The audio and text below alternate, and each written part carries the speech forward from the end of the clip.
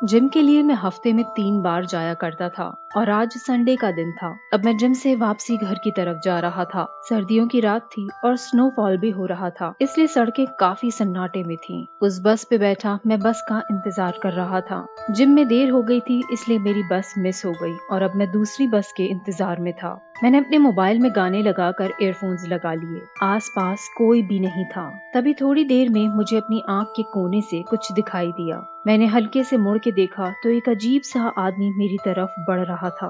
मैं थोड़ा अलर्ट हो गया और वो मेरे साथ आकर बैठ गया। मैं अपने मोबाइल में लग गया और वो मुझे अजीब तरह बस घूरे जा रहा था।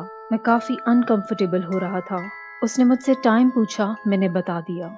उसके बाद भी वो अपनी अजीब सी बड़ी आंखों से मुझे घूरता रहा।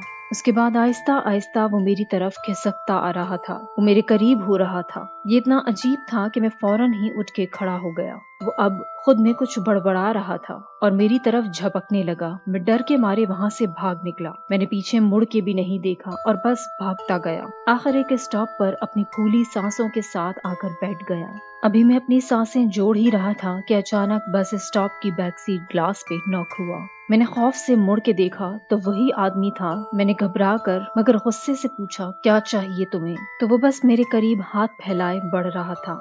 मैं अचानक पीछे हुआ और वो फर्श पर मुंह के बल गिर गया। मैंने देखा कि अब वो खून में नहा गया था। फौरन ही पुलिस को कॉल करके बुलाया मैंने। इन्वेस्टिगेशन के बाद पता लगा कि वो आदमी ड्रग्स लेता था और उसका एक बेटा था जो बिल्कुल मेरी उम्र का था और मेरी ही तरह दिखता था। उसे लगा कि वो शायद मैं ही उसका बेटा हूँ। वो रात मेरे लिए बड़ा सदमा थी। उसके बाद से मैंने बस में कभी सफर नहीं किया।